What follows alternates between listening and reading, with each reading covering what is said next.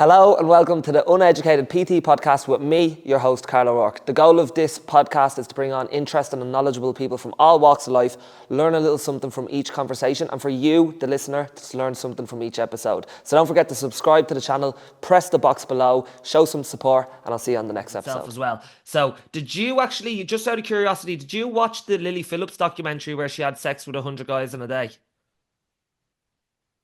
No, I'd rather drag my balls over broken glass.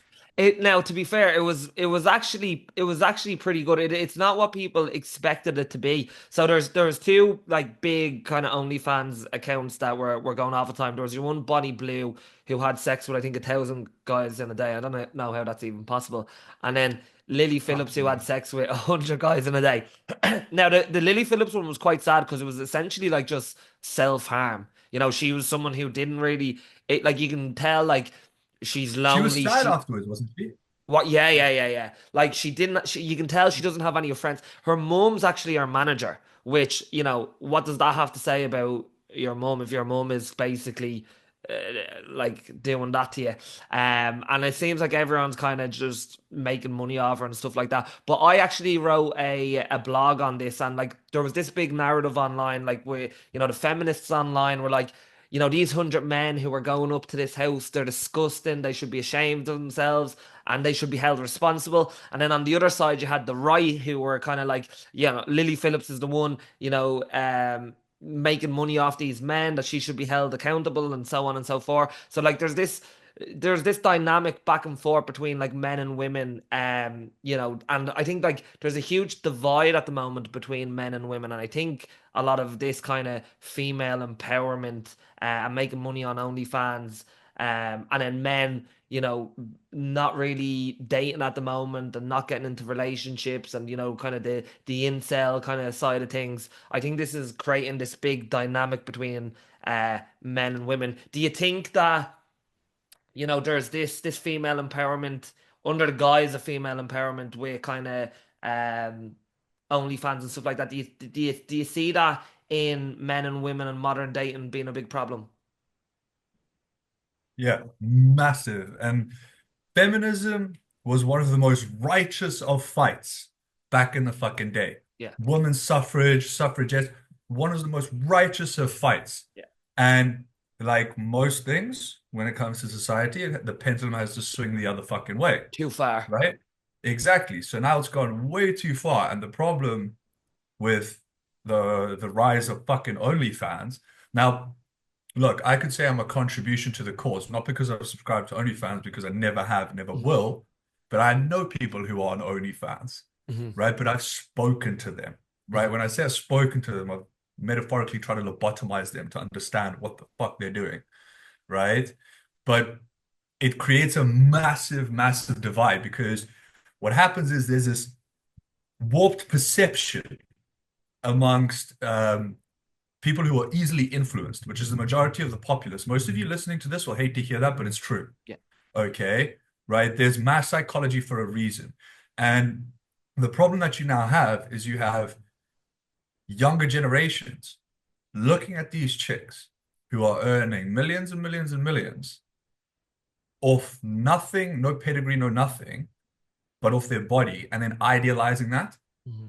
Right? Now, what happens then, and there'll be women who disagree with me on this, and I don't care. I'm open to the discussion. Slide into the DMs. I dare you. Fucking dare you. Right? But I'm genuinely, I'm open to discussion here. But with that being said, what you then get is you then get women who do these things, they then devalue what they are, right? A woman is like superhuman, right? God created the world in 6 days. It takes 9 months to create a human baby. Okay, like that is one of the most amazing things ever. Now, I'm not sitting here saying, look, everyone needs to have a baby, this, that, and the other thing. What I am saying is putting yourself out there like that and putting a dollar value on the most precious commodity that is you is ridiculous. It's priceless. And then by doing that and then throwing it out there, you devalue yourself. And then give it 10 years, 20 years, and then you're going to wonder why you're alone, surrounded by 100 cats, and no one wants to fucking talk to you, Mm. right? And then what you get on the other hand, and Joey Swallow is the best with this, right? I think I mentioned it before, where guys will go into a gym and every chick will just assume that they're being looked at. Mm. So there's an overt sense of self-entitlement that's also occurring, right? Which is like, I'm so entitled to this, that, and the other thing. And I was actually having a conversation the other day about this, saying, I believe in one thing only, not diversity, equity, and inclusion.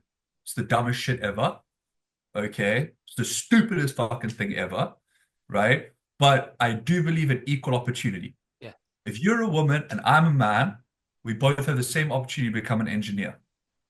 That's what I believe. And let the chips fall where they may.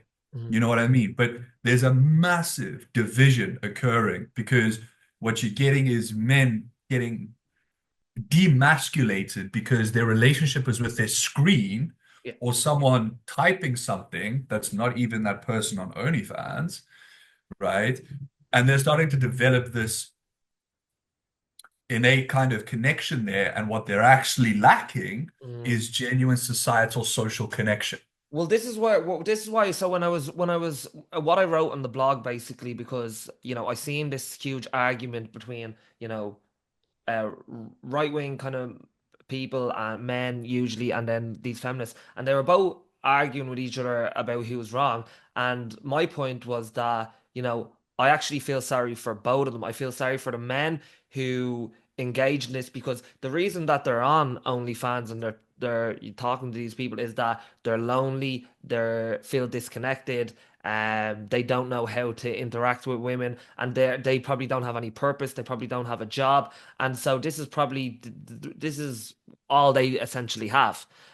Because I think you and I both know that if you have stuff going on in your life, like the last thing you're going to be interested in is fucking paying for some random person on the internet to Well, talk. I'm gonna pay $5 to Yeah, see. like not like on any kind of self-respecting man isn't going to do that. So these people don't have self-worth, they don't have self-esteem. And then I also feel sorry for the Lily Phillips of the world as well.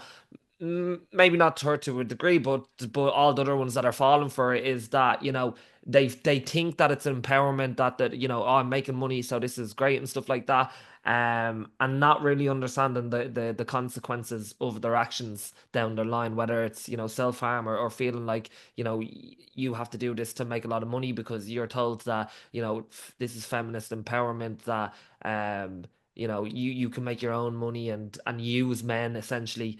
But this isn't it probably means that you're probably gonna live a lonely life. Yeah, and I'll be honest, like this is the irony of the culture that you're in now, Mm. especially in the West, is you'll point out Lily Phillips or who's that fucking chick, Bonnie Bonnie Blue, right? Blue, yeah.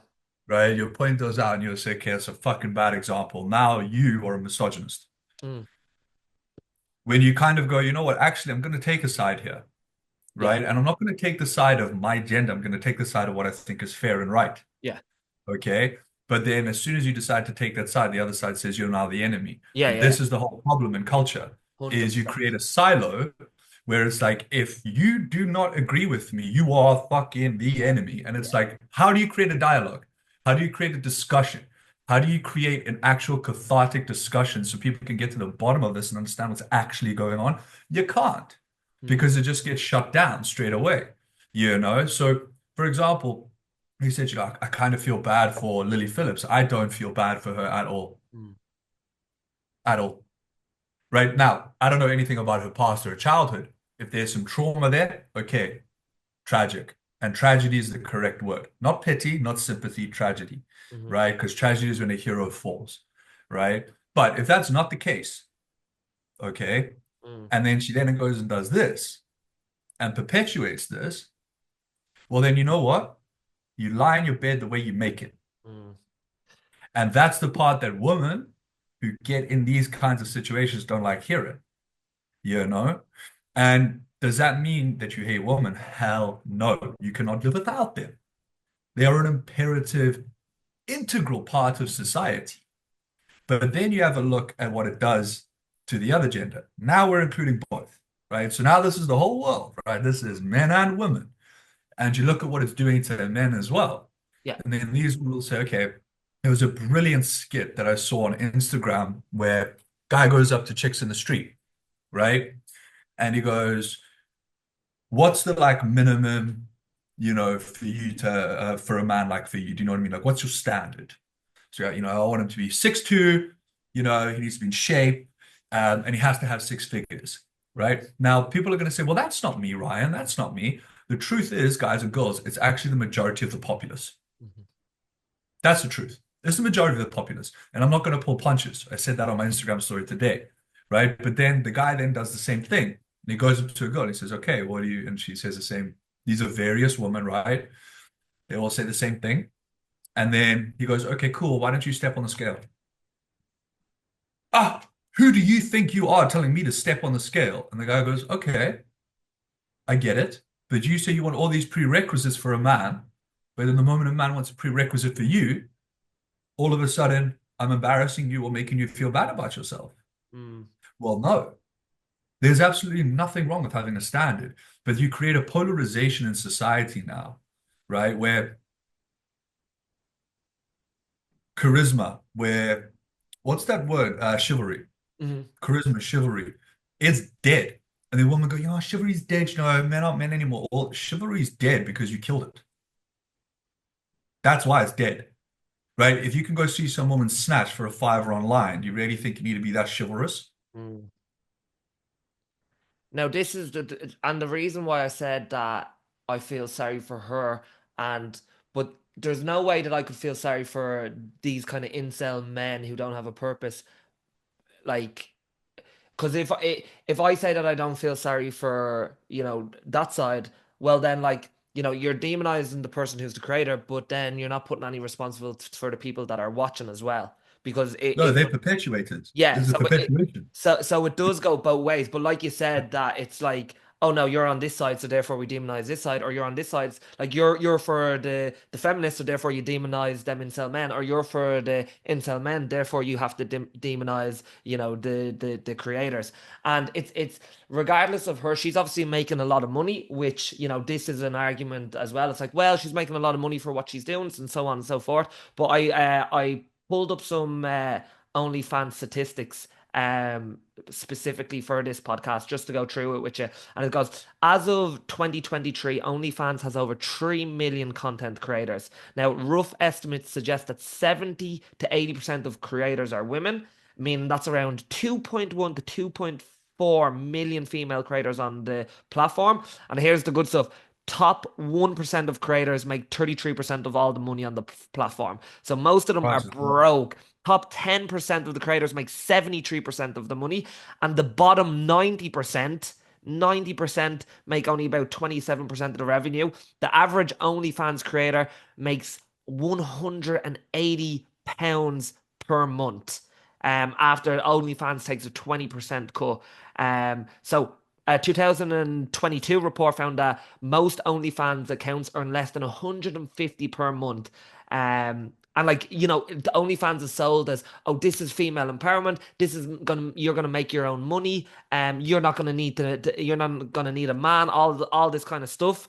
And yet, like the bottom 80% make less than 500 per month, which is less than minimum wage. It's less than just getting a traditional job. So I think that a lot of these women have been lied to, and like you said at the very start, that most people are very vulnerable and they fall into these kind of patterns. Easily manipulated, right? And Easily and manipulated. and Yeah, this is the thing, is like this is like if we kind of segue back to what I said, you're gonna get young girls looking up to these girls. they look at the 1% and say, "Oh my God, look at her making all that money."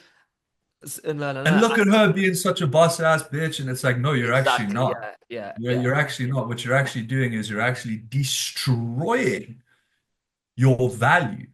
And then people go, well, how can you say I'm destroying my value, Ryan? And I'll say, well, it's simple, right?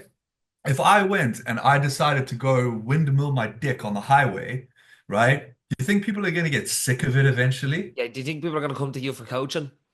Right. And the problem is it's going to be desensitized, Hmm.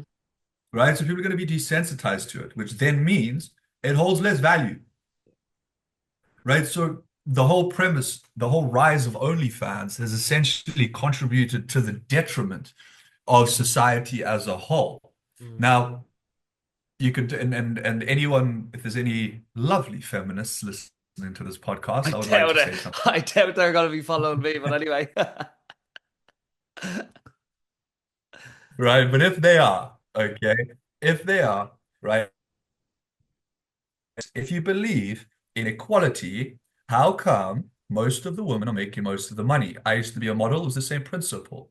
When I was a model, I did a shoot, and the shoot, me and the girl were wearing the same clothes. The only difference was I was men's, she was women's. She got paid triple the amount I got paid. Mm. Now, this is not, oh, woe is me, Ryan, oh, boo-hoo, right? I actually asked, and I said, why is she getting paid so much more? And she said, she's female, sells more. And I said, ah, okay, well, fair enough. That's why I say, look, equal opportunity is what you need, not diversity, equity, and inclusion. Because as soon as you premise the whole idea of diversity, equity, and inclusion, what you're essentially doing is poleaxing Yeah, it takes anyone good at what they do. it's not about who's best for the job, who will bring in the most income, who's the most valuable, who creates the best service. Now it's about oh, we have to tick off boxes. Oh, this person is this race, so therefore we have to give this person a job. This Exactly. person is this gender, so we have to give this person the job. And then you have a lot of incompetent people doing jobs that they shouldn't be put into. And you see this in the NHS, Hmm. right? In the NHS, they have the DEI thing, Yeah. right? And I know this because I actually work with a lot of, believe it or not, whoever's listening, 70% of my clientele is women. Hmm. And that's because I actually tell it fucking straight, right? And I don't coach girls, I coach women, right? And you see this in the NHS where extremely unqualified individuals from um, a culture where they may not necessarily hold their elders in as high esteem, then go into care homes, care wards, etc., and don't pay their due diligence in terms of caring for these people, Mm. right? Now, that's not a go at a specific race, ethnicity, or whatever it may be. It is the exact issue is the DEI side, Hmm. right? It's not about diversity, equity, and inclusion. It's literally about who's best for the fucking job, Hmm. right? It's that simple, you know? And Well, it's like that's what actually matters. Well, it's like you said, it's like the pendulum always swings and it swings too far to the other side. And it's like, we people wanted to give these minorities chance and opportunities and stuff like that. And essentially what they did then is they just basically created racism towards white people. Oh, you're a white male, you're not going to get this job, even if you're the best person for this job. So like Yeah. it's racism just the other way flipped around, and nobody likes to say that because how dare you say that a white man is subject to racism, which is exactly what it is. Well, in actuality, the first port of call is a white straight male. Mm. You're the first port of call to be public enemy number fucking one. Yeah, yeah. And it's like, okay, well, I'm white, but I was raised in South Africa. All my friends were pretty much black, Hmm. other than one, Hmm. right? My brother can speak Zulu better than most Zulu people, right? And you can point at him and do the whole stereotypical thing and go, oh, well, he's the white South African. You're He must be a privileged. racist. Yeah. He's privileged. He's from the no, that's not actually the case.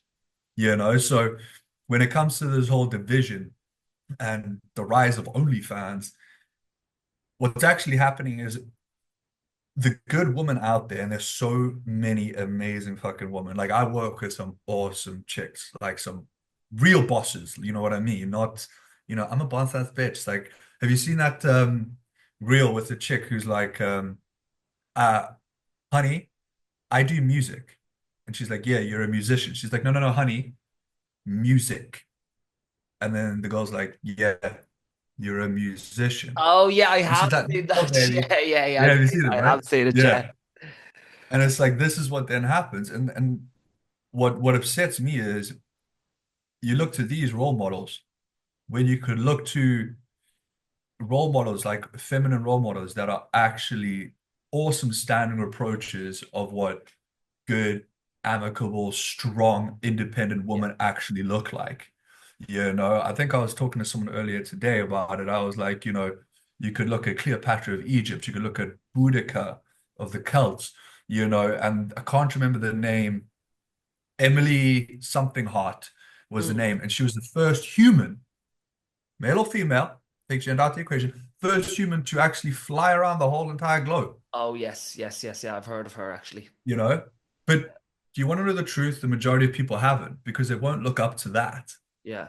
Well, also there's right? that. Oh, we're gonna get into that as well, but there's also this narrative of okay, you know, you have to, you have to do them things to be of value, and then they actually demonize the value of a woman just being, you know, and I say just because that's what they say. Like I don't Carl's see putting that. up inverted commas for anyone Yeah, listening. yeah, like oh you're just a mum, you're just raising children, and where like that You're should be, just, yeah, exactly, but where that you're should be just. the, yeah, that should be the highest value, but that's the narrative that gets spinned. It's like, oh, you're just a stay-at-home mum. Oh well, I'm a CEO of this company. I was like to me, in my perception, the first one, the latter, like, or the first one is far more impressive than the latter.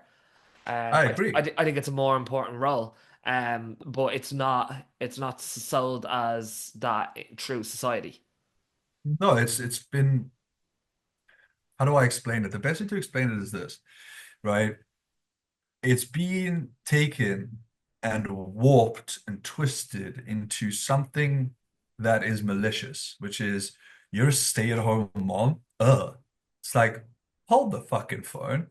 Do you know what it takes to be a mother? I've worked with a lot of moms, and they usually are the best performing clients, bro. Do you want to know why? Because D-Day is every day for them, Mm. right? And they have such a hectic job, of being an actual mother. It's the most selfless task one could ever incur in their life. Now, if someone didn't want kids, that's also okay, Yeah. right? But then to demonize the person who is the stay-at-home mom, who's actually, doing a really fucking awesome job of, being a mother, being a woman. I always say this, a home is a home until you have a woman, then it becomes, no, a house is a home until you have a woman, and then it becomes a home. Yeah. Yeah. Men can't make a home. Only a woman can do that. Yeah. And And then to pull that away from them and then to yeah. say, oh no, that's bad. It's like, what? And I don't think it's a conscious thing either. I think it is just a byproduct of the feminine movement, where it's like, oh yes, we want to give women the empowerment to be able to work and to be able to make a living and be able to, do whatever they want. But again, then the pendulum swung too much to the other way, where it's like, oh wait, we actually forgot that, traditional family unit and having someone, looking after the kids and looking after the home, that's one of the most important jobs that you can do, not just for your family, but for your community and for society. Without a doubt. Yeah. Without a doubt, it's one of the most important jobs. But the sad reality is you're gonna with women in like the OnlyFans industry, for example, or the porn industry, whatever it may be, Hmm. they don't even realize because you got to think a few steps ahead here, Yeah. right? You don't even realize that you're sowing your own poison Yeah. Yeah. because you're creating and you are perpetuating men to become, like incels, Yeah. to become these introverted kind of like weirdos. Yeah. And then women are And asking, that's where are all the because of men? that. Yeah. And it's Yeah, like there you go. and this ties back into the kind of the individualism, that the hyper individualism that I see so much online, and I called it out at one point and I got absolutely abused for it. It was on, someone put up something like, and I see this all the time. It's like, oh, imagine like someone takes a picture of them, in a helicopter or on a beach or doing something cool on holidays or whatever it is, and says, "Oh, imagine I couldn't do this if I had kids."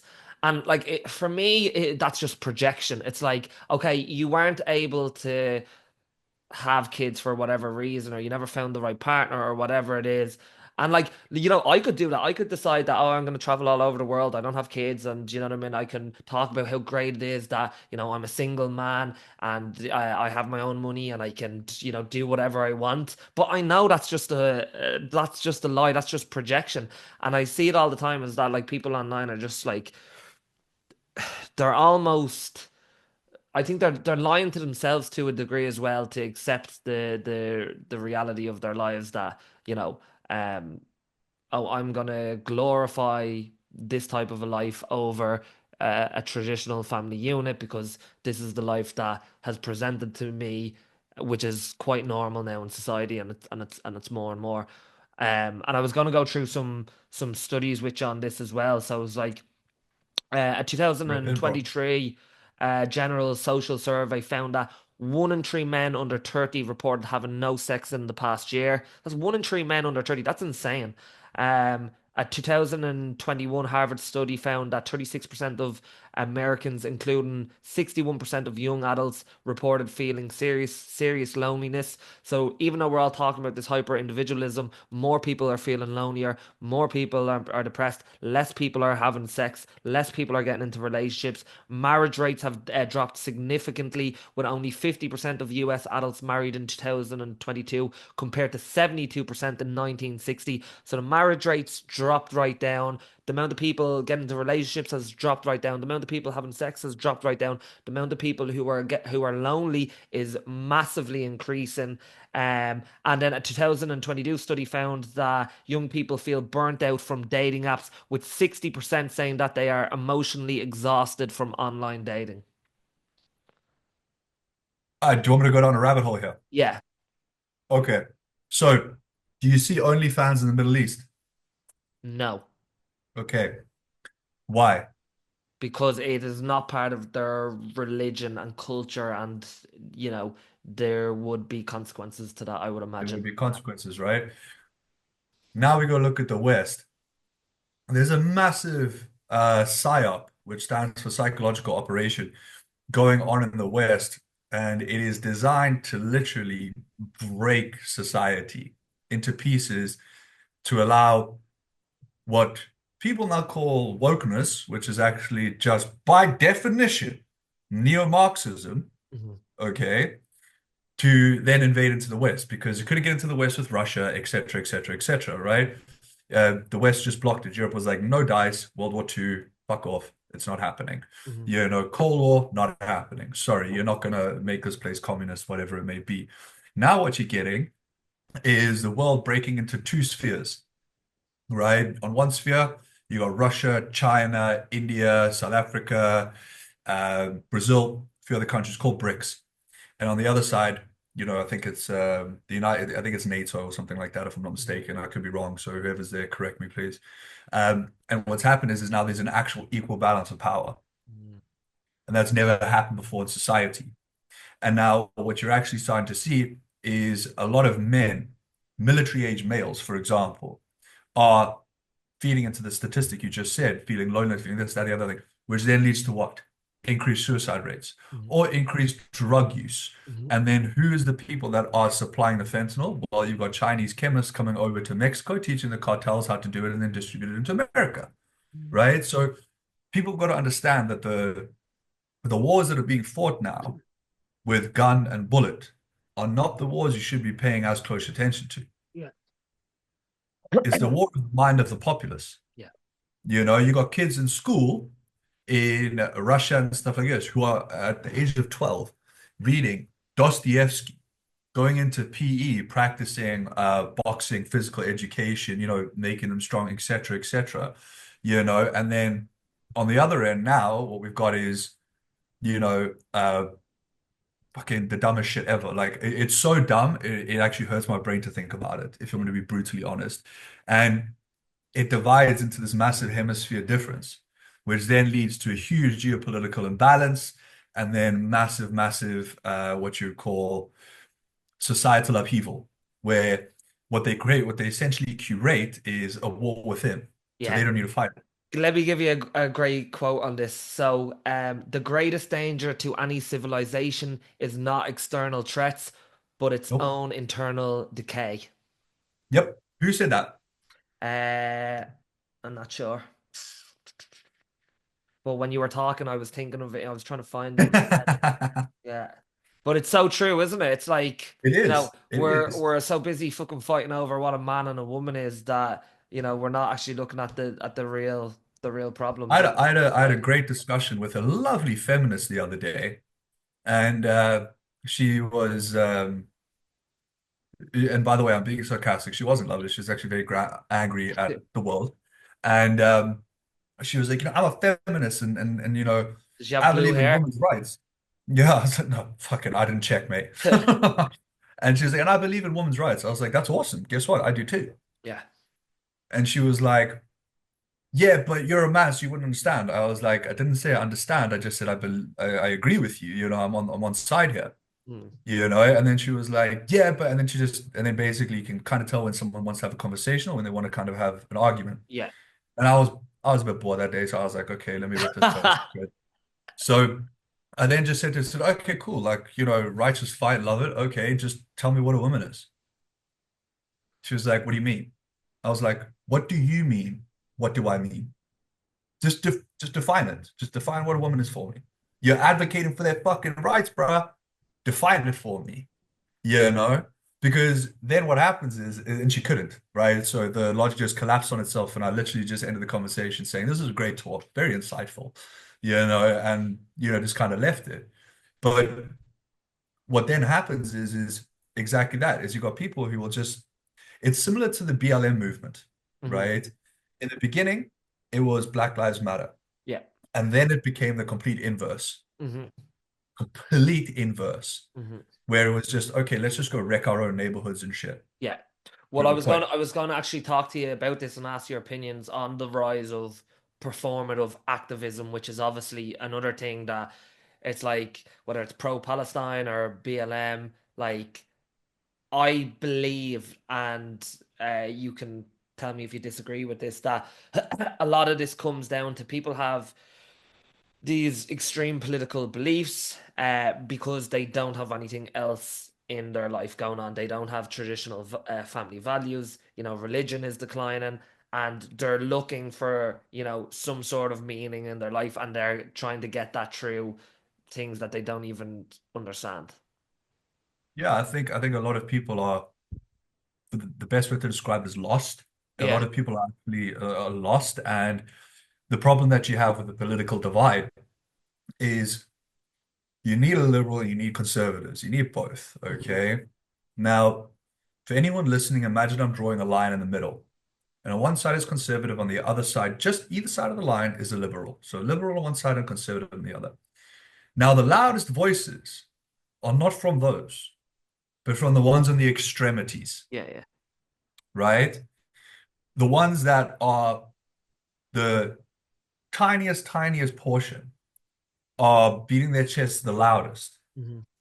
trying to make it out like, if you're not for this, then you're against all of this. Yeah, yeah. And it's like, again, your logic is so flawed, it's almost impossible to have a cathartic dialogue with someone like that. Yeah. And I totally agree. And people are lost and they are looking for a purpose. They're looking for a righteous cause, Yeah. or what they deem to be a righteous cause. And because of the way in which society has pushed propaganda, they then see that righteous cause as far right or far left. And then they go, well, everything that's not that is, you are evil, you are this, you are that, you are the other thing. You're labeled as something. You're labeled as a supremacist, or you saw them label Jordan B. Peterson as a white supremacist. Yeah. Like, could that be any further from the truth? Anyone who's read any of his literature, and I've read it all, and anyone who's listened to any of his lectures, I've listened to them all, Mhm. would very clearly and easily discern that he is not a supremacist. Well, that's all they have is I'm gonna call this person names, whether they're calling Elon Musk a Nazi, like, or they're calling Oh, dude, how fucked is that? The Oak was like, yeah, I feel you, and he does this, and everyone's like, Sig Heil, and I'm like, what? it's so funny because they had a great example of the exact people off them media channels who were advocating that this is neo-Nazism and stuff like that, and then someone looked up like loads of different clips of the people who were actually calling them a Nazi doing the exact same hand signal out at a rally and stuff like that. Like, goes, my heart goes out to you. And like, I think if anyone has any common sense, if you've heard someone speak for more than an hour, 2 hours, 3 hours, like, you will get the sense of someone, is a Nazi or not. I thought a Nazi meant that you're going around killing Jews. I thought that was the definition of a Nazi. Yeah. The definition of a Nazi is someone who believes in one thing and one thing only, and that is the Übermensch, Aryan race. Nothing else matters. Everything else needs to be Yeah, destroyed, yeah, right? And this is going to be extremely polarizing, but for anyone who's relatively self-aware, which I hope a lot of people who are listening are, there's a reason they never put subtitles on speeches made by Hitler during World War II. Mm. And that's because if you go listen to one of the speeches he made in World War II, it echoes the exact issues you're having in society now. Now you're going to get a bunch of people on your podcast saying I'm a neo-Nazi for saying that. More power to you for saying that if you want. It doesn't really bother me. But what I will say is this, right? How do you think he got so many people on his side? How do you think he got so many people to buy into his ideology? Or in my opinion, idiocracy, because fucking stupid what he did, Mm. right? And extremely evil and malicious, right? He said, well, they attacked our culture, they invaded this, that, and the other thing, you see? And that got everyone extremely nationalized, Mm. like Germany is the way, da, da, da, da, da. And then he used that to then funnel it into extremely malicious, malignant intent by genociding millions and millions of Jews unnecessarily, you know? And that's the problem in society is you have a conversation like this. And I'm talking to you about Hitler, right? There's going to be someone who's going to go, right, that guy's a fucking Nazi, you know? And it's like, no, right? This is the problem is people will look at one side, the side that they favor. Now, if you actually want an objective bipartisan analysis of what's actually going on, so you can actually learn and grow and develop, right? You look at both sides objectively Mhm. and you go, well, how did this actually happen? Right? Because it didn't just come out of thin air. Well, this is the You problem see? is that one side continues to try and shut down discourse, whether it's, mass migration or, men and women's sports or whatever it is. It's like, oh no, you're a racist. Oh no, you're transphobic. Oh no, you're this and they'll just call you names to shut down discourse rather than actually having that conversation of maybe this isn't a really good idea, or maybe these are some consequences that might come from what we're doing. There's an amazing saying which goes something along the lines of, you'll know you're telling the truth because everyone will try to call you a liar. Mm. Everyone will try to call you a liar because you're actually saying the truth, you know? And that's never been more apparent in society than now. You can look at American politics. I follow very, very closely, not because I have a vested interest, but because it's like it's like war in there. It's hilarious. It's just kind of funny even regardless of the politics, it's funny to watch people's reactions to the politics or reactions to other people's reactions. And it's like Yeah, people stop talking to family members over their views. It's insane. it baffled. I was actually speaking to a prospect earlier this week, and she was telling me, she was like, I told a friend of mine my political views because they asked, and I told her that I was for Trump, Mhm. and now she says she doesn't want to be friends with me because she thinks I'm a Nazi. I was like, huh? She was like, yeah, yeah, that was a friendship for 5, 6 years. I was like, you must be joking. That's She was not a like, no, friend. I'm being That's dead not a serious. friendship, though. That's okay. As long as you follow what I believe and do as I say, and I can use you, then we will continue to keep this relationship going. And the minute that changes, I'm gonna drop you like that. It's a combination of narcissism and utilitarianism. Yeah. It's a combination of both swung together in some disgusting pot, and the problem that the West faces is its weakness. Mhm. It is, and for everyone living in the West, understand I'm from the West, right? This, it's almost embarrassing, truthfully. It's almost embarrassing. And I'm not on about anxiety or depression. That's not what I'm referring to. I'm referring to the fact that if you're English, you can't say you're English. People will come to your house if you say you're a Christian and say, you're making some inflammatory remarks. Mm. It's like, no shit. Isn't that what freedom of speech is? You're going to risk being offended or risk being offensive. That's what freedom of speech is. That's why podcasts rose to the top so quickly because people could actually have a dialogue, Yeah. and a conversation. And that's the problem is so many people refuse to have a conversation and instead will just go, okay, default aggressive. Hmm. I'm going to attack. or no, that's going to shatter my illusion of reality. So I just refuse to believe it. Mm. It's like, right, so is it better to live in a delusion? Really? Is it? Because at some point, a delusion does shatter. And when it does, you're going to be left with a bunch of broken pieces. And those broken pieces aren't around you, they are you, Mm. You know, and that's scary. it's funny when you even speak about Christianity because I've been thinking about this a lot lately. Is like I grew up Catholic, all right, and like my mum would bring me to church all the time when we were younger. Uh, I did my communion, my confirmation, I was baptized, all this stuff, and somewhere along the Nice. line, maybe I was 12 or 13. I just it kind of religion kind of left my you know, parameter. I just stopped going.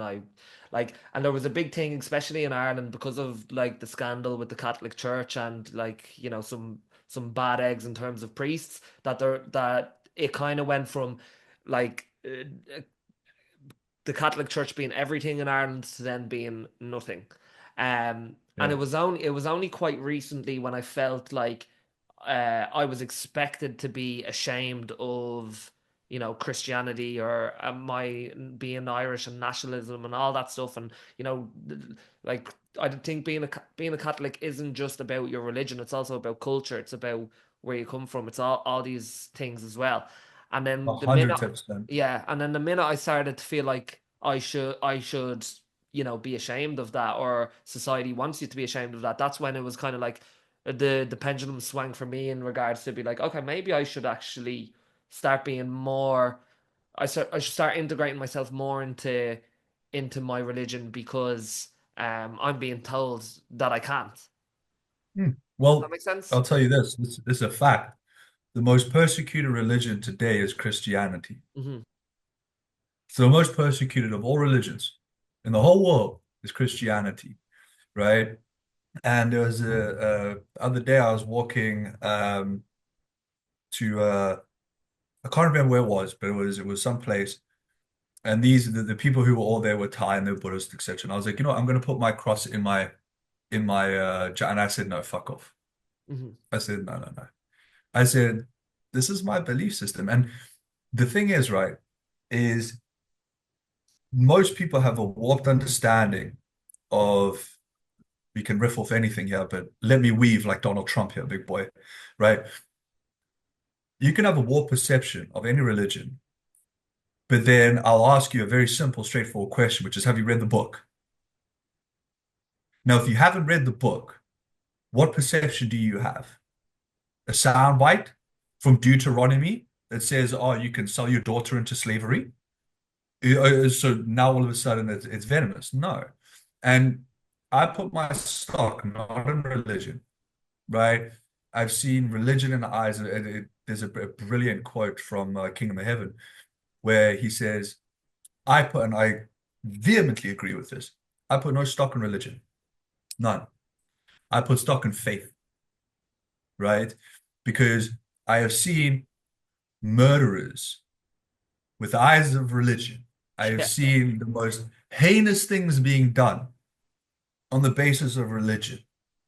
But true holiness, or for the more spiritual people, true spirituality, holiness and spirituality, the same fucking thing, by the way, for Yeah. everyone listening, okay, right, is doing what is right and what is good, right? It's not, burn the heretic, purge the unclean. No, it's not that shit, right? Because I can tell you right now, the center of sin in the whole entire world is the Vatican, Mm.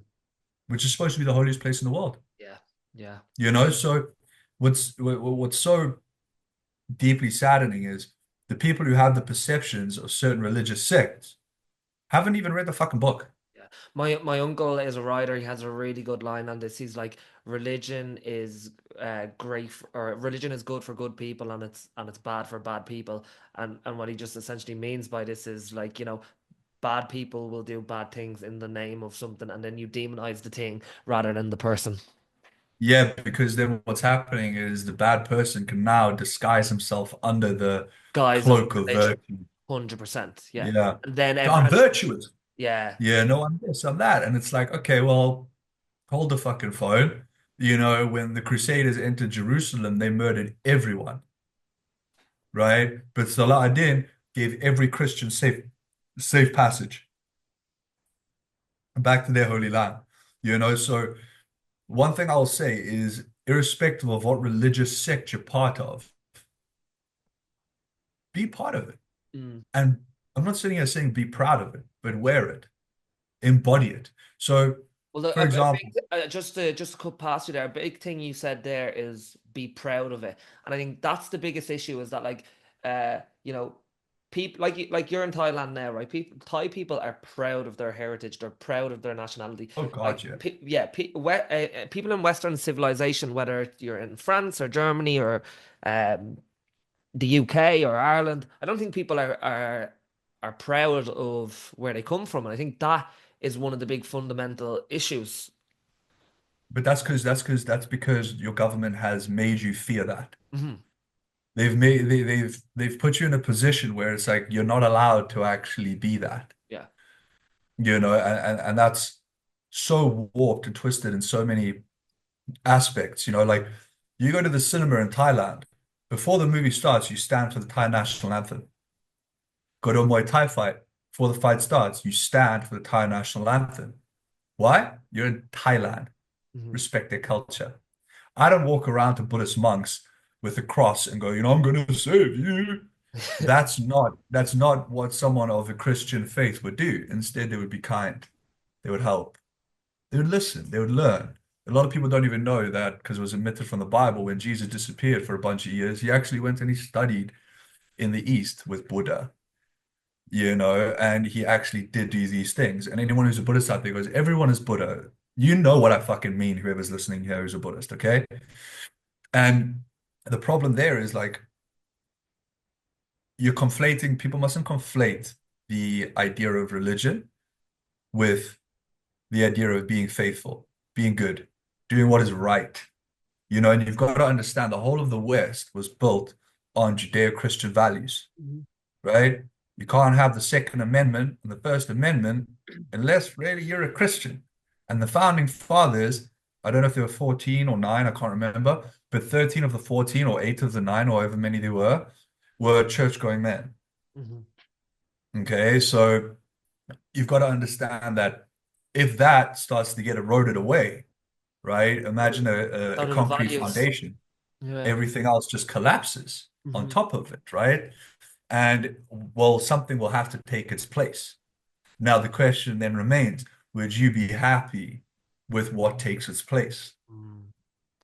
This is the whole point as well when you talk about the people who demonize and criticize Western civilization for whatever reasons. Obviously, it's not perfect, but what in the world is better or has been Okay, better? yeah, there you go. There's a perfect question.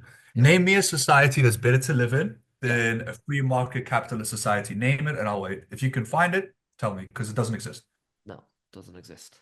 It doesn't exist. And that's kind of the rub is people will be like, ah, you know, this, that, and the other thing. But it's like, okay, well, and this is a really good example with equal opportunity. By the way, ladies, you actually do have equal opportunity in pretty much every facet of Western culture, just so you're aware, right? Just because you didn't get the job, it doesn't mean you didn't get the job because you're a woman.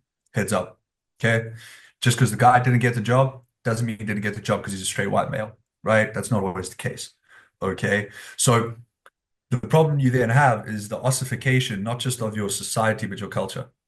And ossification basically means evaporation. It just disappears, right? It just completely disappears. And then you're left with a vacuum. Now, something will fill that vacuum. Now, what fills that vacuum won't be as pleasant as what was already in it. No. I can guarantee you that because you can see it. You can Like already, I'm, well, I'm that's what I was about to say. It's like the signs are already there that it's not gonna yeah, and this is the thing is you don't even need to say it, just allude to it. yeah. See, just tell the people, go look around and tell me, I you think know? I think a big problem is that like not, we can't see ahead of ourselves or we fail to see ahead of ourselves. And if you look at most civilizations, like there's no civilization that has stood the test of time, but we think that Western civilization will stand the test of time. But Oh. You're about to find out. It's Yeah. the classic fuck around and find out situation here. And if you go look at the Hellenistic philosophers and even Roman doctrine, and that was one of the longest lasting civilizations, you know, it ossified the moment that they focused on themselves, Yeah.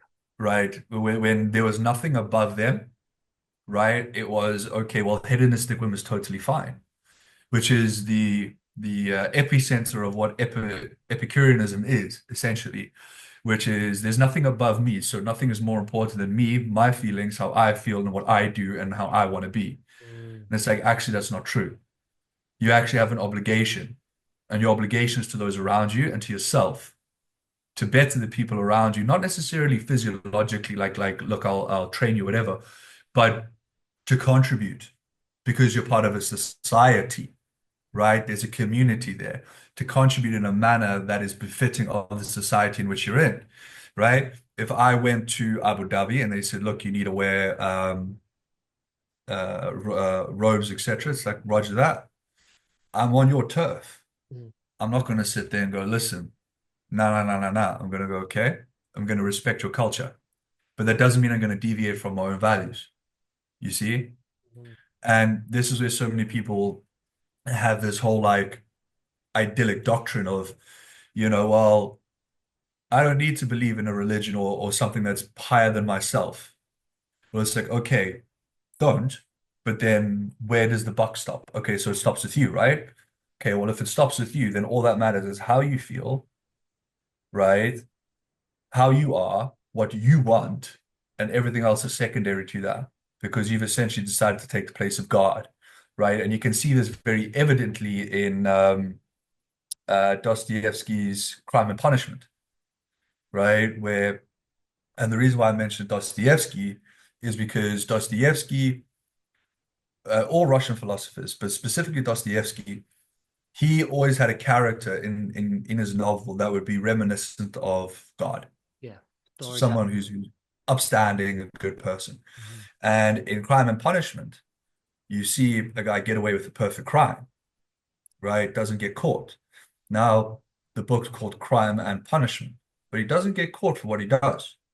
Okay, so he kills someone. Doesn't get caught, gets away with it scot fucking free.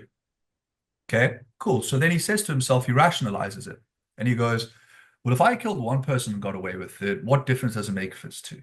Mm. Well, how far can you go then? What difference does it make if it's 20 million?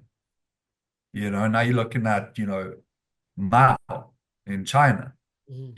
the Cambodian killing fields or Nazi Germany, so you've got to always shackle yourself to something that is higher than yourself, Well, irrespective of what it is you believe. yeah, and that also comes back to, okay, well, if you don't believe in something, if you don't believe in God or religion, then morality can be off the table then in that regard. And what's wrong with killing? Well, no, then morality becomes fluid. Yeah. It So becomes fluid. so you So can it's like, you oh, can you can just decide that actually killing isn't there's nothing wrong with killing. yeah, you can rationalize in your own head. You can Yeah. go, oh, you know what? Like, okay, I killed that person, but I got away with it. So it's actually, you know Yeah. what? I can rationalize that. That's fine. I get punished for it.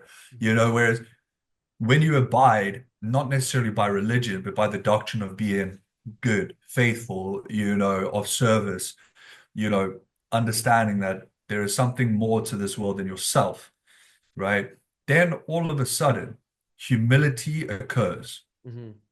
right? And then you go, okay, there is more to it than just this, Hmm. you know? Do you think And that sorry, that's where the problem lies. yeah, do you think that that also ties into the victimhood that is kind of surrounded in Western culture at the moment as well? Like a lot of people, oh, I feel oppressed, or people are racist towards me, or there's so much injustice in the world, and that might tie into like you said about the Roman Empire. It's like now I'm just thinking about myself. I'm thinking about myself. I'm not thinking about anything higher than me. It's all about me. Put it this way. If you were to think more about others than yourself, this is a psychological analysis. If you were to think more about others than yourself while making sure your needs are met socially, mentally, physiologically, etc., Mm. and you think about others more than yourself, your life is substantially more pleasant. Yeah, 100%. You can pull up studies to find it. You know, we'll get Jamie. But We'll go, Jamie, pull up some studies, bro. here's the caveat to that, because I think a lot of people believe that they are doing that through their activism. Like, oh my God, I put a Palestine flag on my Instagram account. I'm such a good fucking person. Or I, put a black mark on my Instagram account.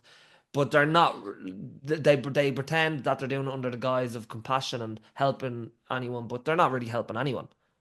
That again. That's the even though on this on the surface it looks like, oh, I'm a compassionate person, I'm thinking about others, not myself. Well, really, you're just performing, for your own ego. You're dancing. I can't remember which book it was I read, but there's a reason there's a fool in the king's court for entertainment, you know? And when you say, oh, like, let's use, I don't know, Israel Palestine as a good example, right? So, I'm pro Palestine or I'm pro Israel. It's like, okay, so what?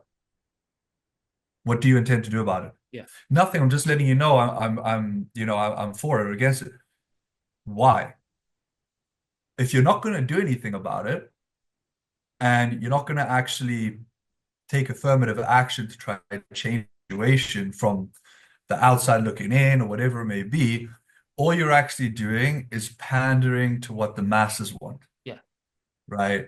Like, for example, if everyone in your village said, pro-Palestine, and you went, I'm pro-Israel, the likelihood of that community then turning on you is super high. Mm-hmm. So people then just go, you know what, herd mentality, Yeah. herd mentality. That's exactly what. And that's the problem. It's an ab, and Elon Musk described it best.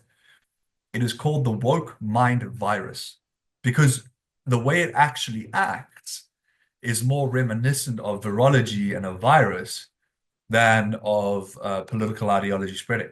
Mm. It actually genuinely infects the minds of people. And I had an awesome discussion with a lovely, lovely lady the other day. And she was like, why do you pick action movies where it's usually the guy who kicks ass? And I said, because it usually is the guy who kicks ass. And she was like, oh, well, no, there's women who kick ass. I was like, 110% there's women who kick ass.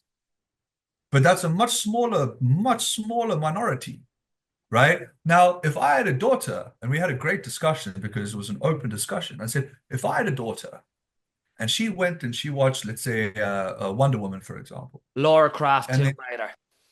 yeah, there you go, right? And she goes watch Laura Croft, right? And then she goes out to the street and she's like, I can't, I keto these guys and I'm so fucking.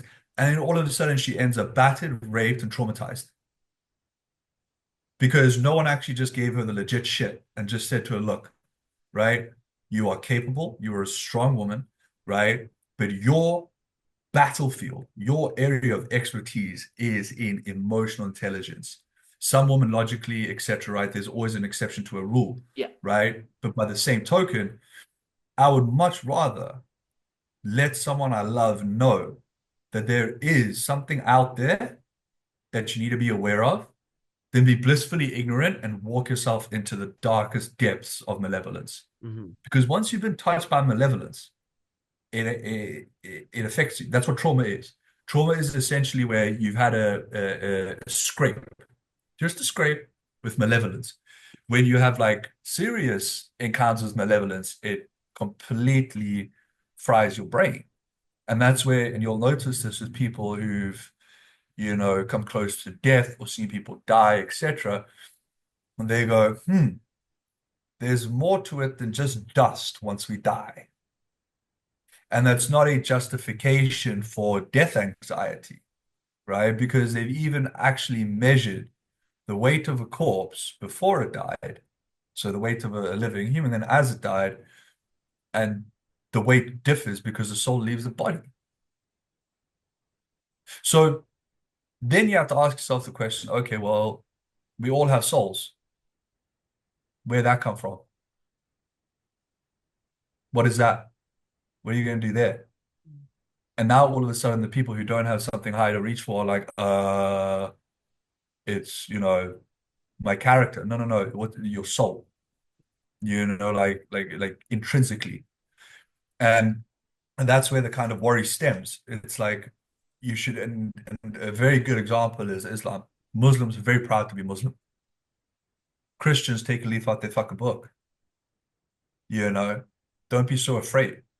There's English guys and English ladies who are literally worried to say, I love England and I'm proud of what England achieved. Yeah, they're You they're know, worried about having an English flag outside of their house. They're, yeah. Well, the funny thing is, you get arrested for that. yeah, but you can have a Palestine flag, no problem, or you can have an Islam, whatever it is. And this is the thing. And it's it's heartbreaking because what you're getting is, and what you're seeing, and Douglas Murray alludes to it best when he talks about the strange death of Europe, is a decline of one of the most beautiful civilizations to ever exist. You go look at Jesus, go over look at a Picasso picture. Go over look at the Sistine Chapel. I mean, what beautiful feats of human engineering. And I could say the same, about Mecca. I could say the same about the pyramids, etc. Of course, Yeah, right? But the point I'm trying to make is, why should any of them, be ripped to shreds? yeah. Like when I want to go to Japan to see Japanese culture and Japanese Ah, yeah, structures. I want to go to Egypt to see the Egyptians. I want to go, to England to see, countryside English culture. exactly. And It's not a exactly. racist thing to say. It's not. No, but now this is the thing is as soon as you mention that you're proud of your culture, especially if you're white, Hmm. you are then ostracized Hmm. immediately. You're Yeah, ostracized. You're kicked out. And it's like, okay, why? What have I done? Genuinely, what have I done? Oh, well, you kind of fit the bill, mate. You're white and straight. So like, you must have done something at some point. And it's like, really? Really? Like, you're not, and what have I done? you're not falling in line in the narrative of. This is the thing. And that's why, people always go, you move to Thailand. It's like, because they could see what's happening in Europe. Mm, I'm not going to be privy to it. I'm not gonna perpetuate it. You know what I mean? And this goes a bit deeper though, because for every pound you spend, you technically are contributing to whatever it is the government wants. But it's a tricky situation. Some people can't help it, and you know, that's totally fair. yeah, But everyone's circumstances are going to be completely different, exactly, like and you have to some live people in. have no choice, Yeah. and that's totally fair. But to pretend and to hide away from who you are and what you do. And why do you think, in terms of mass psychology, people gravitate towards people who are genuinely authentic? Why do you think polarizing posts on Instagram gain way more traction? Because there's actually someone fucking saying something that they believe it, Yeah. and they don't care that people disagree, Yeah. you know? And it's the same principle with the ossification, the evaporation, excuse me, of the West. It's like, do you really want your whole culture to just disappear? Mm. Because something's going to take its place and it ain't going to be nice. I think And then you're going to be really fucking scared. Yeah, I think the case for most people is that they're just not awake to it, and that's probably the scariest thing because before enough people are, it's probably too late. I don't know if they're not awake or if they're choosing to be blissfully ignorant because it's the easy route. Yeah, it's scary to say what you think when it's not Yeah, part of yeah. the I'll give you a collective. simple example. Simple example. I studied all the faiths, right? I've told you this before. I've mentioned this on the podcast before. And I arrived at Christianity. And I arrived there and I was like, you know what? This makes total sense. Logically, theologically, esoterically, it makes total sense, right? I'm looking at it from every angle. So I started to play devil's advocate, Mm. right? Now, why should me being a Christian be a bad thing, right? I've got clients who are gay. They see the cross around my neck. They don't look at me and go, "Oh my God, he's gonna hate me because I'm gay." Mhm. Because if you actually genuinely think about it, right? Let's say Jesus was here. Let's say Jesus was here, right? And he ran into a gate. You'd be like, come out, bro. You'd be like, it's okay. You know, he's not going to be like, fuck you, get out of here, asshole. You never did that. You never did that. So what is inevitable is if you don't stand up for your culture, someone else is going to fucking take it. And you'll get people who will go, oh, you know, but it'll be fine, you know. And I'm like, okay, well, look at it now. Is it fine now? Give it 5 more years. You think it's going to be better? Nah. You've got to actually stand, and this is the problem. And this is why, you know, South Africans idealize Mandela so much, and so they should, because he stood up. And he was like, nah, bro. Nah, this ain't happening. You know, like same principle in the Gulag Archipelago. One man destroyed communist Russia from a gulag by writing a book. One man decimated Soviet Russia by writing a book that kept getting torn apart, kept getting ripped apart, but he still fucking produced it. And the Gulag Archipelago is one of the most amazing stories you could ever fucking read. I can't remember who wrote it. It was Alexander Solzhenitsyn. Solzhenitsyn. I can never pronounce the Ruski names, bro. They're so hard, you know. But you see that kind of stuff, and then you look back, and then if I look back on my life, and I looked at the things I did, and I was like, you know, I just followed the fucking crowd. Mm. I would say, you know what, it does warrant a bullet in the head. You Like feel it, it you really feel it does. in your, you feel it in your soul, you feel it in your body. It's not right. And people go, well, why do you seek discomfort? Why do you seek that? And it's because at the end of the day, calling forth your best does nothing but better everyone else around you. Mm. Always. And comfort is the biggest killer. And that's why, you know, you see me say this on a lot of my Instagram posts. I say, seize an opportunity. And it's not because I want money, money, money. No, I don't give a shit about that. I actually care about changing someone's life. I get paid for it because I'm fucking good at it. Right. But by the same token, you want to see people call forth their best. But everyone's different. Now, if everyone's different, that means everyone's going to stand for something. But the problem is, no one's standing for anything now. So what you've got is just a bunch of sheep. And I even said this because I literally culled half my clientele, and I bear no bones about it. I happily mention on this podcast. I culled half my clientele because I had a monumental, I don't know, fucking epiphany or whatever it was. It's like, I'm in the business of creating shepherds. I'm in the business of creating other people who are going to have a positive impact on those around them. I'm not in the business of leading sheep. I'm not in the business of leading sheep, right? And someone said this to me a long time ago. They said, you're so focused on leading the flock that when the pig runs away from the flock that you're protecting, you run and grab the pig. You get the pig back, and the pig runs away again, instead of tending to the flock that actually matters. Mm. And that's all I needed to know in here to go, you know what? Okay, goodbye, goodbye, goodbye, straight away. Because it doesn't matter if you're scared, if you're nervous, if you're anxious, all these sorts of things. You can work with those and you can build someone to something they've never seen before, Mhm. right? You don't have to be this absolute Arnold Schwarzenegger unit, you know, who knows everything to then become a shepherd. All you have to do is be willing to be led, Yeah. right?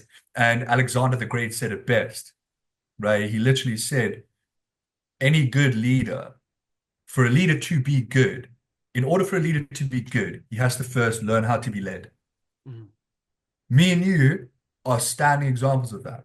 We would get mentors, we would get coaches, right? To this day, I always have someone holding me accountable, you know, to make sure.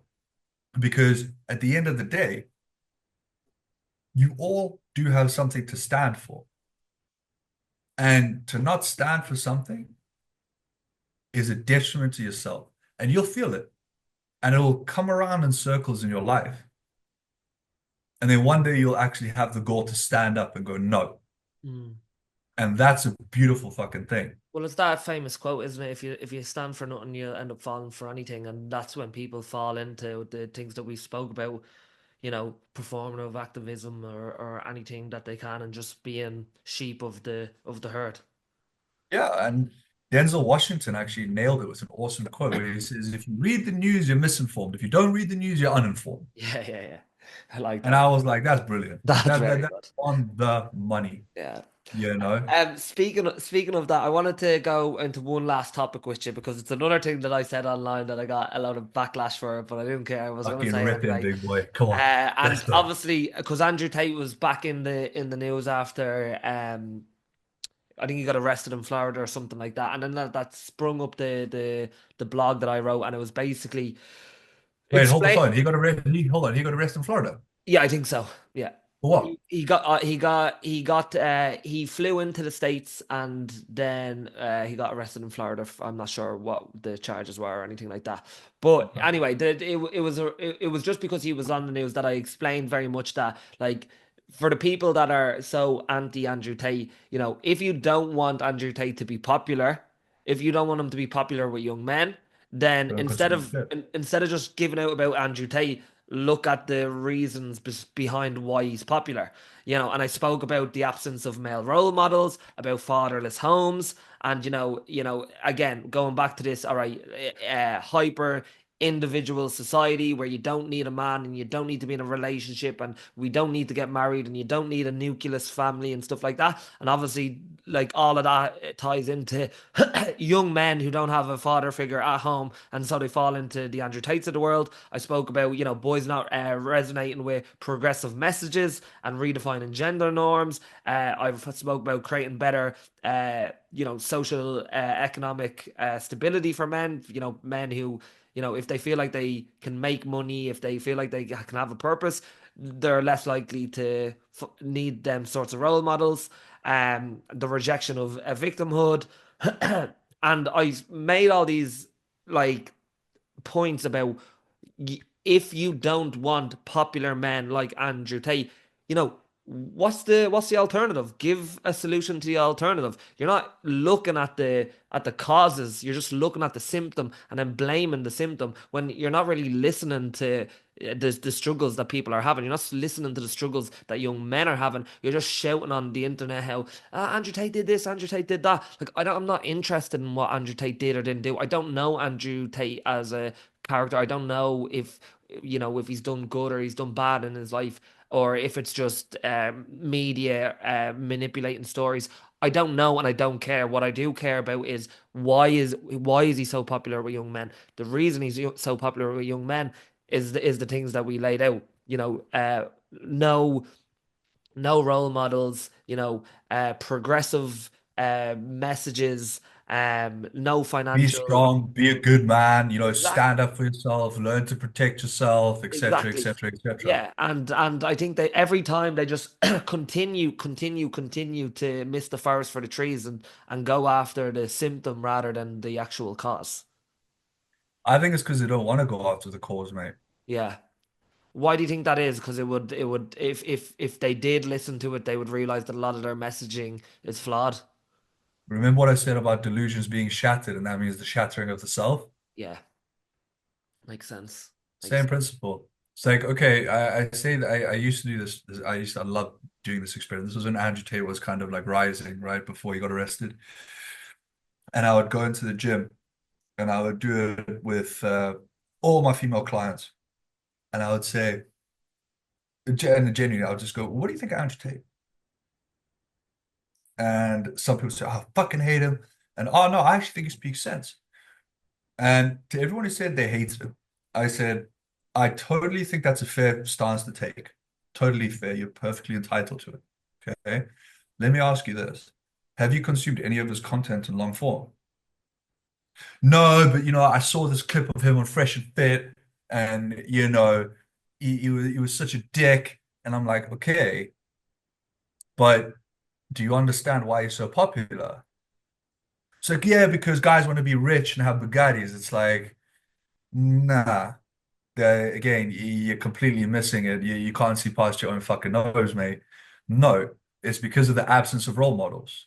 because you've essentially demonized masculinity. And the irony of it is, I'll repeat this, is I'm a man and I like to try to stand on my virtue, but I'm not devoid of sin. I'm not perfect, right? I'm a bad guy trying to be good, is how I see it. Not a good guy trying to be bad, right? And when you look at this kind of stuff and you see them go, he's this, he's that, he's the other thing, I go, okay, well, what kind of man do you want? So I'll say this like a week later. I'll be like, what's your ideal kind of guy? And then they would describe someone who's very similar to Andrew Tate. And I'll be like, doesn't that sound like Andrew Tate to you? No, no, no, no, no, no, no, no, no, no. When the whole fucking turkey thing, and I'm like, hmm. Now I'm not sitting here saying, look, I'm on Andrew Tate's side or I'm not. I'm not sitting on the fence either.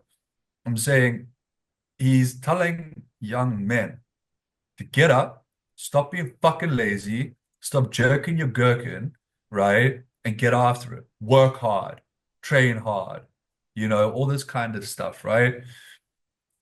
There's a line, there's shades of gray there, right? You've got to help people, you've got to give people a helping hand, etc. But by the same token, why do you think that message resonates so much? Exactly. Because masculinity was absolutely stomped all over. And then the irony of it is ask a woman what kind of man she truly wants and as a partner, not as like someone they just want to shag. Mhm. And it's a man of standing and virtue. Yeah. That's why there's such a resurgence in stoicism, right? Because men are looking, looking, looking, looking. Andrew Tate gets arrested. Fuck, where do I look now? You know? And then you got standing reproaches like Jordan B. Peterson, Andrew Huberman, even Joe Rogan is a great example of someone who's extremely curious and always wants to learn. But again, you're completely on the money. You'll attack the symptom, but you won't attack the cause because the cause will shatter your delusion that you want to live in. Yeah. So you won't look at it. And then you'll then look at it in hindsight and go, how come, I never got, this kind of man? You're telling, you never fucking wanted him. Yeah. Because every single time he popped up, you said he was an asshole. So what do you expect? Yeah. Or the other side of the thing is there was no men like that available because the society that you wanted, demonized men for being men. And so, all that was left in society was, either one side Slim of the thing, pickings. Yeah. the progressives, the progressive liberals who you're not actually that quite attracted to, or Well, they won't be. yeah, or the Won't be. incels. Yeah. And you know what? I do not blame any woman for not being attracted to No. that because you're looking at an overtly submissive, excuse my French, pussy, right? And you can deal with that for a few months, saying, "Baby, go do this, go do that." Yes, baby, okay, baby. Did you And then the see? moment, Did you see they? I sorry to interrupt you, but I just ah, thought you're it good, was bro. hilarious. So I think it was in Sweden or Norway where they did kind of interviews on the streets, and like it's very very liberal dominated, and they asked all the men about paying on the first date, and it was like, oh no, the woman pays or we go 50-50. And I was like a woman would be pissed off about that, I think. I think most women would want their first date to to be paid for, and like I'd have no problem doing that. Like I would expect myself to do it, but it's like they say that they want that type of a man until that type of a man makes you split the bill. Because that type of a man is like me. I won't pay for a woman on the first date. Yeah, why? Sorry. Simple. Why am I paying you for your time? I Mm, don't know you yet. You haven't earned my respect, and you don't know me either, right? mm, We're not meeting on different levels here. You're not above me, right? You're not below me. We're both human beings sitting down having a fucking drink, a coffee, or dinner, whatever, right? Why must I not pay for your time?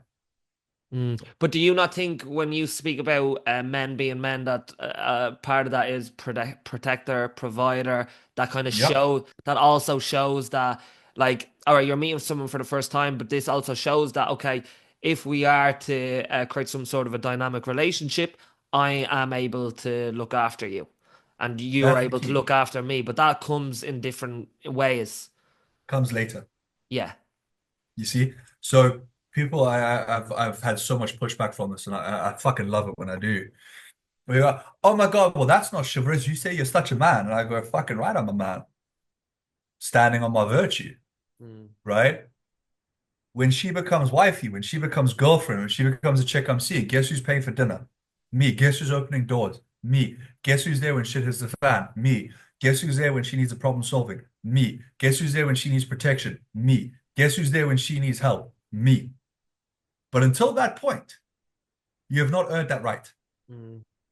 To think you were just entitled to that right now in this current day and age is erroneous because you've starved men of that. Go back to the 70s, different gravy. Go look at the music, go look at the cinema, go look at the culture. Different gravy. But that's because women had a different perception as well, which wasn't no, we're less than men. No, no. It was, I'm a woman. A guy needs to open a door for me. Yeah, no. He needs to pay for dinner. But now you've got the overt entitlement, and it's not just on the woman's side, right? Like there's guys, the guys who are paying for OnlyFans, you're part of the fucking problem. So if anyone here is listening to this and you're paying for OnlyFans, cancel your fucking account, stop jerking your gherk and go do something productive. Okay? If you can't find something productive to do, and I'll give you something productive. I gotta clip that, and that is gonna be the that's gonna be the pull for the Clip podcast. it, and that'll be the short for today, mate. Fucking A. Do it. Right? But by the same token, genuinely, it's like, what on earth makes you think that I need to pay you to spend time with me? I don't know you. Mm. I do not know you. What Now, would be an ideal first date for you then? Walk and a coffee or something like that. or because I don't drink coffee. What do you drink? Coffee. I don't drink. If I do drink, it'll be an old fashioned, and I'll just sit there, have a nice old fashioned because I think that's a man's drink, you know what I mean? Like a gentleman's drink. I can even make an old fashioned. Do you have any caffeine in your diet? Yeah, yeah. What do you what do you use? Take. I just have coffee. Oh yeah, yeah. That's what I said. Would you go for a coffee on a date then? Yeah, Yeah, a yeah, 100%. yeah, Coffee, I'll go for a walk, go for some yeah, food, something casual. Because I think the moment you put booze in the mixer, yeah. people start putting on masks, and Oh there's yeah, and such then courage. you end up you end up just not you think you love the person that night and then you actually hate them the next day because of the alcohol. It's Yeah, exactly. You know what I mean? never a It's good idea. it's it's it's too rose tinted. Like you're seeing things through a blurred lens, Yeah. and people will say, okay, well, you know, I'm a woman of value, so you need to pay for me in the first date. I'll be like, okay, how are you a woman of value? If you can genuinely tell me, sure, Hmm. So, well, I'm a woman and I'm beautiful. That doesn't make you valuable, right? I don't care, right? Beautiful is, look, you can find beautiful girls everywhere, okay? That's just your looks. But are you kind? Are you maternal? Are you caring? Are you loving? Do you want to push me to be better? Do you want me to push you to be better? Do you see me as someone worth improving? Do I see you as the same? Now, if that's the case, well, then we're cooking with gas Hmm. because then I am at your beck and call and I've got your back come rain, hail, sleet. It does not matter, right? But nowadays, you'll see a lot of women you see it all over the place actually, will utilize the idea of chivalry to Mm. just get free shit. Well, I don't even think that You know? most women are dating. I don't think that most women or men are dating. I know that there's probably a percentage, a narcissistic percentage who do feel entitled like that, and it's the same as you know basically the fuck boy who is really good looking, who sleeps with everyone, and then all women say, "Oh, all men are pigs." When realistically, that's only 1% that are probably doing the work for the 99% who are just staying at home and not actually um getting into relationships. So let's say to round this podcast up, right? So like we've pretty much determined that young people are struggling and also being manipulated, whether it's women thinking that they need to make $1 million a Your year, maybe. women especially are being manipulated quite badly, actually, to be Yeah. fair, like straight up. And then men on the other side, where the statistics are daylight obvious that men are not getting into relationships, they're not having sex, they're probably staying at home playing Call of Duty on their Xbox. They're struggling financially, they're dropping out of college because it's very woman based in terms of everything to do with college. So like men are falling behind in that regard. Women are struggling to find relationships. Culture is pulling the two of them apart to, blame each other and to have these kind of fight on, gender wars. So what would your advice be for young men and women in today's age who, do want to get into a relationship, do want to have a family, do want to, you know, find a good partner that, both respect each other and have good communication and aren't happy with how society is playing out at the moment. Okay, I'll start with women. Ladies, go watch Beauty and the Beast. Okay? Go watch Beauty and the Beast. Not because I'm big, right? Because I actually feel pretty small today, right? But go watch Beauty and the Beast because that'll show you what a genuinely beautiful relationship looks like with a man who can actually provide, protect, and can be as dangerous as possible, but has a level of self-restraint. Ladies, a lot of you fall into a very, very dangerous trap, and it's a very evident trap. I do not blame you for falling into it, which is where you get confused. And the confusion stems from narcissists, right? Because narcissists can embody the traits of a truly virtuous man and then use them against you. Okay. So, what I would say with women and ladies, if you're really looking for like a boyfriend, or someone of genuine moral standing, take your time. Take your time. Get to know the guy genuinely, right? And see if he's really down for you. Okay. But take your time. Don't rush it on purpose because when you rush it, you accidentally fall into the trap of the narcissist. People call it being love bombed, right? And that's why I say to you guys, please, and I mean it, even if you're 50 listening to this podcast, please go watch Beauty and the Beast, right? Because it shows you a beautiful archetype of what a male should and must act like, Mm. and what effect the feminine frame can actually have on a man. It can make them soft, it can make them gentle, it can make them feel, good, make them feel like they're not ostracized, right? But take your time because Beauty and the Beast and the narcissist, the only difference between the two is an actual genuine virtue. Mm. One's got fake virtue, one's got real virtue, right? So learn to identify them. Do you think Caveat there's to the lady. do you think there's many Go. men out there like that available for What? women? The protector, the provider. No, I think that might be the issue. that's why I said take your time. Mm. Take your fucking time because you'll come across a lot more narcissistic men than you will genuinely virtuous men. That doesn't necessarily mean they're guilty until proven otherwise. Mhm. Okay. But don't be blissfully naive, Mm. right? Now, I would caveat that with understanding that it's imperative that you create these social connections in person, right? Talk to these people, get to know them. You'll be able to tell, right? Women have a sixth sense that is sharper than the sharpest blade on earth, where they can spot an ulterior motive in any man like a pig can smell shit. They can spot it a fucking mile away, Mm. right? Meet these people in person. If you don't feel safe, different story, okay? Well, that kind of ties into the study that I even referenced, where 60% saying that they are emotionally exhausted from online dating. Yeah, exactly. Because of exactly that, right? Online dating, there's so much space. There's so much. So, this is awful English, excuse me. There's so much less friction between you and the end. And let's say the guy wants to get in the girl's pants or he wants to date or whatever. He doesn't actually have to prove that he's actually the man he says he is. He can just fucking say it. Mm. See? And On the other side, for men, right? Guys, first things first, physically get fucking healthy, right? There's one thing Andrew Tate did say, and I do fundamentally agree with this. A depressed guy said to me, he said, I'm depressed, I'm this, I'm that, and the other thing. He said, okay, go get a six pack. Tell me if you're depressed after that.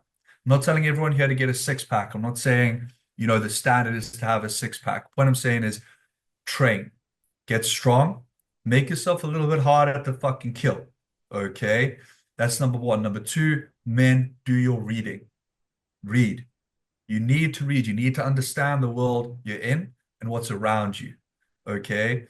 And thirdly, for the men out there, right, make sure you pick positive fucking male role models. Mm. That doesn't mean you pick the role model that all your mates picked at school because he's fucking popular. Think for yourself and pick someone that you want to embody, that you know is a good, virtuous person. That's why I say do your reading, because you'll find many a virtuous man between these 2 pages of many a book. Yeah.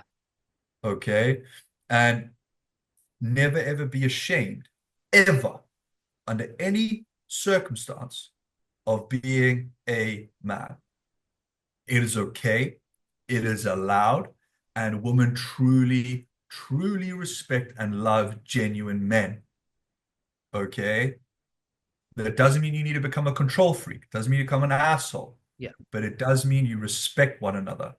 Okay. Can I So for can I read out this that I thought was really, really good in terms of today's dating dynamics? It was someone wrote, an entire generation is claiming that dating sucks because they've spent the last 10 years putting more effort into formulating a content strategy than developing an actual personality. I thought that was so good. It is. It is. And I'll tell you something, right? So I was chatting to a male client of mine a while ago. He won't mind me saying this at all. And we were talking about exactly that, right? This, that, and the other thing with regard to, you're focusing on your content strategy rather than actually being a man, you know? And I just said to him, I said, okay, well, what virtues do you have? And, you listed them off. And I said, great, tell me a story. Tell me a story where I can see these virtues that you possess in real life. Mhm. What we call that is a demonstration of higher value, right? It's called a DHV for anyone who wants the short form fucking answer, right? Neil Strauss said it best, right? Now, if you don't, as a man, have a story where you can actually not brag, not beat your chest, but say, yo, I did this, right? Then go out and live your fucking life. Get off your laptop, right? Get off your fucking phone. Stop looking at the reels of, these guys saying, born to go on a crusade, but stuck at a 9 to 5. Instead, how about you go and actually create some lived experiences that you can pull from? Because it does two things. One, it creates a man of value, going out of your comfort zone, seeking discomfort, looking for purpose. Mhm. And two, you grow because you're out there experiencing things, and in turn, by proxy, you grow as a man. I think that's the best advice that you could give people these days is like exactly what you said. Just go out and start doing shit. Yeah, have a story, man. Have a Yeah. fucking story to tell. Yeah. Like my book of life is fucked. Yeah. It's up, down, in, out, and it's a book that at least people would fucking read. Yeah. I always say like everything will like when you're on your deathbed, everything else will be gone, but all you'll have left is your stories. So, what's the point in That it? is all you'll have left. And all I'm gonna say is, if you ever get stuck when you're talking to a woman and you can't tell her a story where you've been someone worth being, Yeah, you're the main character. then Shit. yeah, exactly. Then stop the date and go, okay, that's not the priority. The priority is actually I need to go fucking live my life so I can actually be the man that you deserve, Yeah. because that's of the utmost importance. And one thing I'll leave both sexes with, but mainly men, is woman, As long as they're not being rude to you or nice to you, if they're doing a Karen on you, Karen them back, totally fine, right? Fair play. You want equal opportunity, there it is. Okay. But my dad told me this since I was a whippersnapper. He said, whether a girl is a princess or a prostitute, treat her like a lady. Treat her like a lady. Okay. Have good manners, be respectful, be polite, right? But stand on your virtue as a man. It's okay to be a man. Don't be afraid about it. Don't be ashamed of it. Be proud of it. Because believe it or not, the same things that are trying to destroy masculinity are the exact same things that actually want it. So this is where you got to stand up and be that guy. Be the guy. Be the hero. Be the hero in your own fucking story. And it's not even about being it for them. It's about being it for yourself. It's for you and only for you. Yeah. And as a byproduct, you then can actually meet women who are good women, who are kind women, who are genuine, women of serious value, because they're out there 110%. There's some brilliant female psychologists. Brianna West is one of the best authors out there, fucking phenomenal author. If you go read 101 essays everyone should read by Brianna West, it's probably one of the best books I've ever read. But one more thing for the ladies, and please take this and just hear me on it. You will never know the full extent of what's going on in a man's head. Okay? If he's quiet, if he's just, you'll never know. Because men have unfortunately, and that's what me and Carla are hopefully trying to stop, unfortunately, been told to just shut the fuck up and deal. And the moment you decide to tell your spouse, you're a big pussy. No, you're not. Talk to your boys. Talk to your girlfriends. Talk to them. Let them know the struggles. Yeah? But don't overwhelm them either. You're also a man, right? But ladies, understand that there are 100,000 things going on in a guy's head that you aren't even aware of, because in the life as a male, for any ladies who are interested, it is literally command and conquer. Men compete with other men all the time. It's men will step on other men if they need to. That's why there's such a huge emphasis on brotherhood and community with men, because it's ruthless out there for men. And you're born a boy, but you have to become a man, So never, ever, ever be afraid to stand on your virtue as a man. Don't ever think that not talking about shit is a smart move. And ladies, just lead with a little bit of empathy to understand that if your man's a bit quiet, if he seems a bit reserved, don't light him up and say, babe, why don't you ask me about my day or this, that, and the other thing, right? Just understand that he may be dealing with some shit and he may not be as effective at communicating as you ladies are. And just be there. Because, with my girlfriend, for example, she says to me, she says, why don't you smile when you come to mine after work? Is it sad? Like, do you not like seeing me? And I said, no, babe, that's not it. She said, what is it? I go, I breathe a sigh of relief.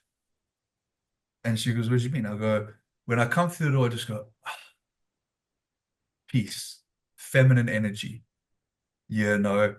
It's not about me jumping up and down saying, this is my day, blah. Just being around that presence, that maternal nature, that kind nature, the nature of someone who cares about you is all I need. That's it. That's it. And don't get in the way of my fucking work, because I have a purpose and I have a mission and I want to change the fucking world. So ladies and gents, I'll definitely take that with a pinch of salt, put it in your notepads, because I promise you, if you embody those things and you do those things, we'll come together and coalesce just like we should, which is what we want. Well, for anyone who has made it this far without us insulting them and leaving, thank you very much for listening. Uncle Roy, where can people go to follow your work, to ask you questions, to keep up with what you're talking about? Yeah, just follow me on Instagram at Ryan Eveleigh, RyanEveleigh. All right, folks, that's been the Uneducated PT with my favorite guest, and we'll see you on the next one. Thanks for watching. If you like that episode and you want to see more content like this, make sure you're subscribed, and I'll see you on the next one.